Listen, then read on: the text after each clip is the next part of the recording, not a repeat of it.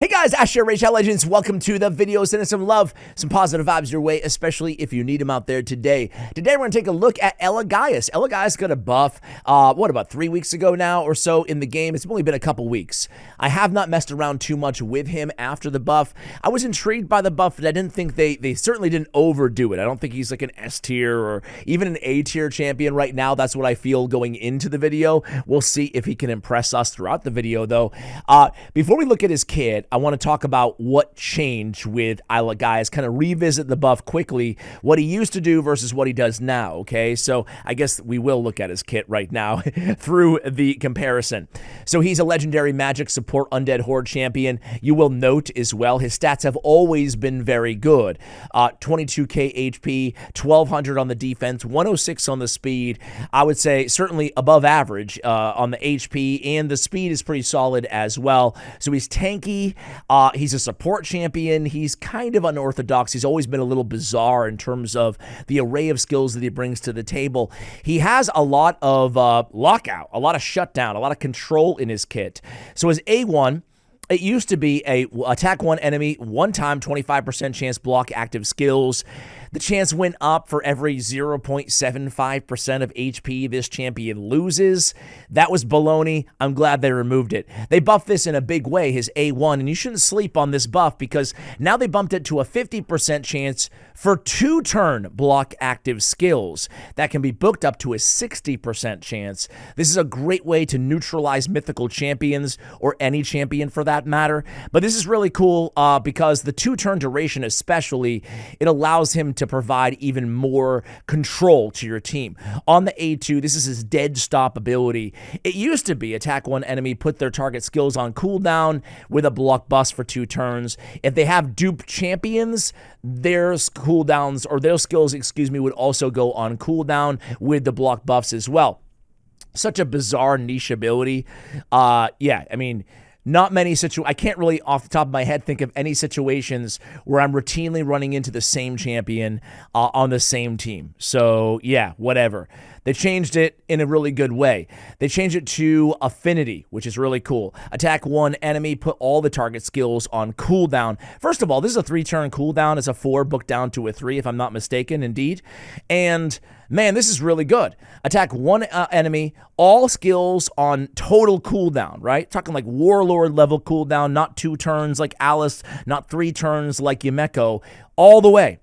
Also, if there are any enemy champions that share the same affinity, puts all of their skills on cooldown, places a block buffs on them for 2 turns, again on a 3-turn cooldown.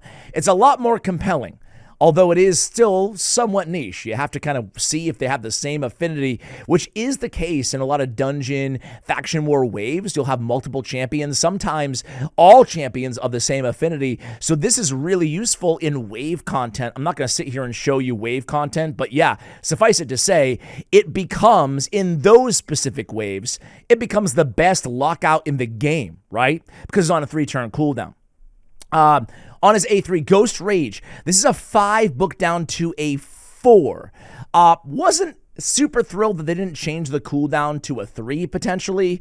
That being said, they did buff the ability. It used to have a chance, or 75 booked up to 100% chance of removing 2 random buffs. Now it removes all buffs. Also has a 100% chance when booked of decreasing all enemies' turn meters by 20%, and then each enemy's turn meter by additional 10% for each buff removed. Hey, that's a really good turn meter control ability. We're removing buffs a la like a Fabian, for example, but then we're also removing turn meter as well, and that can easily scale up to a 40% turn meter decrease if you're stripping away 2 buffs. Hey, if you strip away 3 or 4, we're talking a very significant 40-50% turn meter decrease on the AoE on the A3. So what do we think of this champion putting it all together here? I mean, they did a good job, I think. They definitely gave him a substantial buff. He's no longer the worst legendary in the game, but is he still kind of a niche, you know, kind of cool, unorthodox champion? That's what we're going to find out today. I'm going to show you the build that we're going to be using on Elegaius. We want the same stats that we always want on Elegaius. We want accuracy. We want speed. I decided to run him, I guess, very similar to how I would run a Fabian. I didn't have a ton of great speed gear to put on him, so whenever I don't think a champion that can remove buffs is going to win the speed race, I'm putting him in supersonic, right? It's an easy rule of thumb. That's going to be fills this champion's turn meter by 2% for each buff on each enemy. Very, very strong ability. Supersonic is an incredibly good set, especially to put on not just Elegaius, but anybody who's removing buffs, because they get buffs, they get the turn, the proc on the 4-piece, and then he comes in and removes the buffs. In a way, it's ideal that he goes right after the buffs versus right before the buffs, right, with that A3. All right, I also have Stone Skin on him for some protection because he's fast, but he's not fast enough, you know.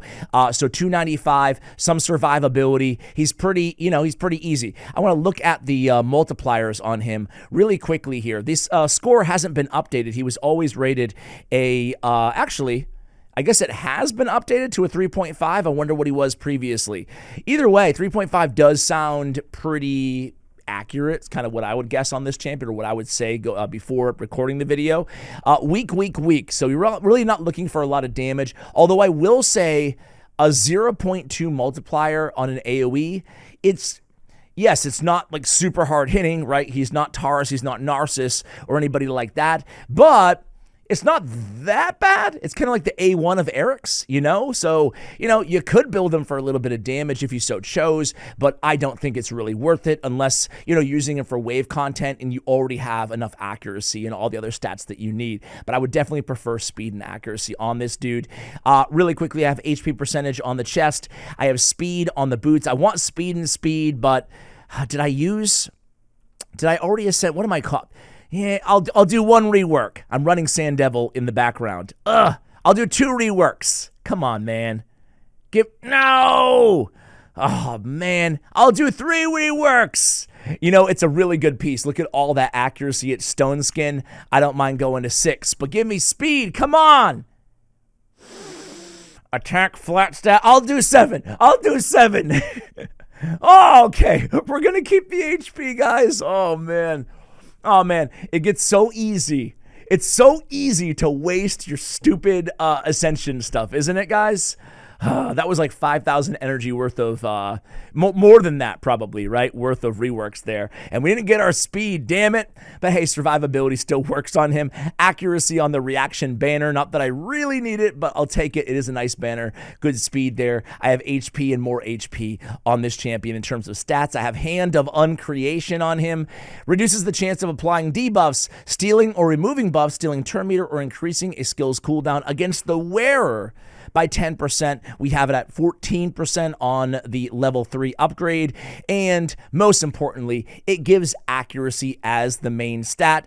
I would say I like Temporal Stagnator even better, but I only have one and I have it on Fabian right now.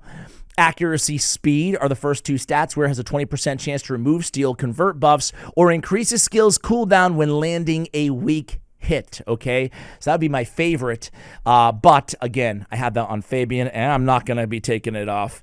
God knows I don't have the star stones to be moving this stuff around, right? All right. I have Lightning Cage on him. It's a 1-star awakening. I think 1-star awakening, you can almost never go wrong with Lightning Cage. And then I have tier 6 Eagle Eye for some extra accuracy. He is, I would say he's borderline. I'm really shooting for 600 minimum on control champions or lockout champions in the arena for endgame. So 572, we're a little light there, but it should get the job done more often than not. Obviously, against Star Sage Galatheers and you know, any strong force affinity support champion, we're not going to be able to pull off the dead stop. But you know, that's why, again, the not the Hand of Uncreation, but the Temporal Stagnator would be really nice on him as well, provided that we have the accuracy. I'm rambling now. Let's go ahead and jump right into the arena here, guys. I have to stop my battles in the background here, so let's go ahead and stop that multi-battle. Let's talk about the team really quickly here while I vamp until that last battle is over. We have Armands. This is actually kind of a slow-ish team. We have Armand's. He's the fastest on the team, and I want to say his speed is around 360 right now. And then we have Embreeze, and we have, because we're running so slow, I have Naime on there for the block damage. It is a bit redundant with Stone Skin as well, but it's nice to have both, and it's protected. So let's go ahead and go in here against the first team. 42. Did I just burn 42? I don't know. And that was 6,000 energy used. Eesh. All right, I'm going to be real with you guys. Don't ruin it. If you're watching and you're a whale, don't ruin it for me. But I'm really dying, apropos of nothing here, I'm really dying to finish just one tournament. One tournament. I want to finish #1 global leaderboard, right? So like Sand Devil, for example, right now, where am I right now? I'm 26 right now, right? So if I can get #1, then I'll be very happy. I don't know, because it gives you a stupid badge, and that's how petty and stupid I am in this game nowadays, that I care about such things. But it gives you one of those nice mythical badges if you finish one time first overall in a global tournament. And now that I say it, I know somebody's going to ruin it for me. So anyway, back to Elegaius. Sorry, guys. Let's just jump in here. This is going to be the squad. Let's jump into an actual battle here and see what he can do. Won't be a super long video, but I might, if Live Arena, I didn't catch if it was open or not, but I might see block active skills immediately on Armand's. Invaluable, right? All right, let's go in here. Here we go. So look at the affinities. They're all different, so we're definitely going to go with the A3, but check out all the buffs on the enemies. We can remove the buffs and then get a really juicy turn meter depletion at the same time. Really dig it, right? Really dig it. Let's go ahead and take that extra turn, go into the second form. I'm going to go right into Atomize. We don't kill the monkey, but we will now. There we go. But you can see just right there how much better that A3 is on him. Let's kind of step things up a bit here on the caliber of the opponent, right? So I think he's a nice little control champion here. I do like that he has two extremely usable abilities, right? Like two abilities that are going to absolutely help you out in a variety of different situations. Again, we look at the affinities here. We do have 2 blue affinities to lock out, but we can't lock out Cometus in his base form because he's just going to switch and bomb us anyway. So, you know, limited viability, I would say, here on the A2 again. And this is what you're going to run into, you know. It sounds, to me, it sounds really good on paper, you know, his A2, that is. But to get everybody to be the exact same affinity, you know, that's pretty challenging, right? Or I should say it's so circumstantial, right? I wonder in Live Arena. Actually, I don't wonder. I think in Live Arena, a mod team. I can't say I've gone against many mod teams. Let's go against this squad here. I always hate going against UDK and Sun Wukong together. They're like one of the top, still, in my opinion, one of the top little combos out there. But I think, okay, so we've got 3 force affinities on this team. So I think we can actually make something happen here. Let's go ahead and let's just remove that stone skin. And then we can get a shield.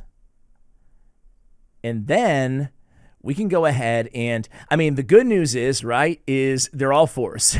The bad news is they're all force, a negative affinity matchup. So I'm going to go ahead and go in and see if we can land it. We get that weak hit, and that's where we could really use the stagnator, right? Ah, what a bummer. What a bummer. So we weak hit, going against all force. After this one, guys, I'm actually going to go ahead and just get rid of Harima.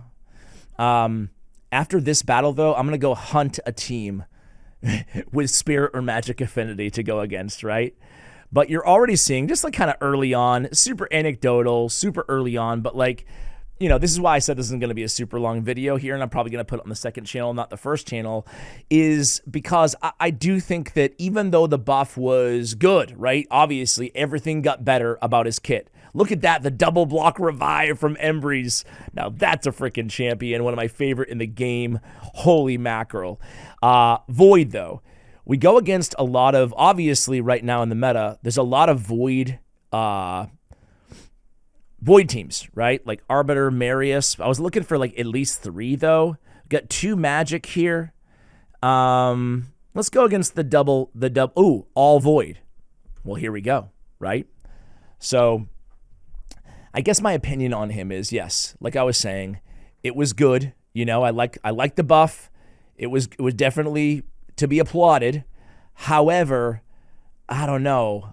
You know, there's something almost, let's get rid of Taurus. There's something almost still feeling very niche and lackluster about him, even regardless, you know? That being said, he's definitely usable now. I don't really feel like he was very usable before this. So at least he's got that going for him. I shouldn't have done that A3, my bad. Should have just went right in because I took the extra turn and I triggered the block damage from Odin. Hopefully that does not cost me the match.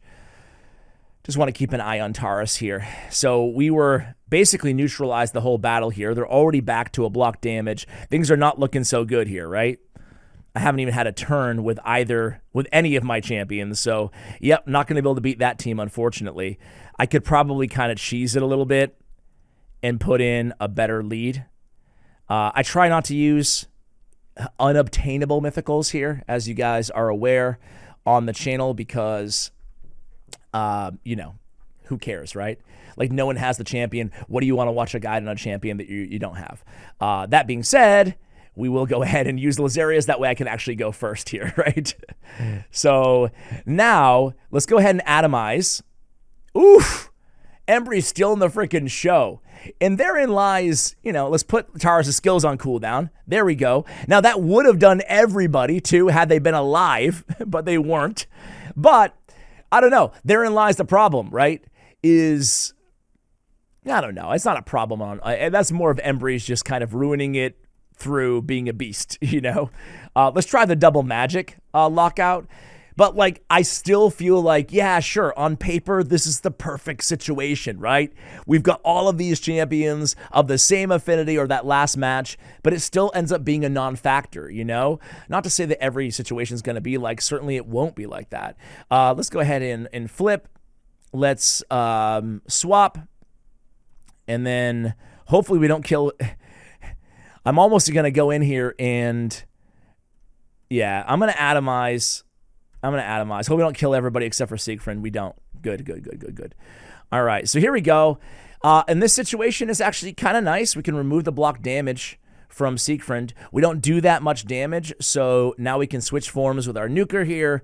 We can go in and reduce his turn meter, hopefully kill him, and we can do that before we kill the revivers so we don't trigger the second form of Siegfried. But yet again, we didn't even actually get to utilize the skill cooldown, right? Let's try one more squad here. I'm looking for the same affinity here we go. 3 magics. The same affinity that isn't force, basically, is what we're looking for here. You can definitely use them in Classic Arena, because in Classic Arena, obviously, you can choose your opponents. Live Arena, you could use them as like your last selection if you wanted to, right? I didn't even check to see if Live Arena was open. I said I was going to. But I would love to do a Live Arena match if it's open right now. I didn't check before the video. Let's go ahead and swap, and let's... Ideally, he's going to be going ahead of Siegfried, of Embry's, kind of setting the table for Embry's. But in this situation, again, we can get a 30% turn meter decrease and remove all of their buffs, or we can put their skill cooldown. I kind of want to put the skill cooldown on the magic, or excuse me, I want to put the skill cooldown on the A2, but the problem is the most lethal threat still alive right now is Warlord, you know? So I really want to put his skills on cooldown. Thus, I'm just going to do the buff removal instead. And in this situation, yet again, yeah, cool on paper. And I will say that A3, it's a handy move to have, right? Like there's no question about it. It's nice to have the full buff removal with the turn meter. It's just not, I don't think it's an elite ability. I think it's a nice ability. All right, let's do one more. One more, final battle. Here we go, all void. I mean, come on, let's lock them all out. It's a lot better than dupes, I'll say that for sure, right? Embry's, this time, you just go ahead and chill on your A1. It's Embry's fault. All right, let's go with the A3 here. And then now we can get in here, and as long as we're not attacking Mithrala, we'll be good to go. Boom. And then we get the resist on Mithrala. Everybody else, their skills are on cooldown. And in a battle like this, as in most battles, if everybody's skills are completely locked out, they've lost the game, basically, right? Very hard to come back from that. All Blood Gorge team. There we go. No, I'm just joking. So, live arena.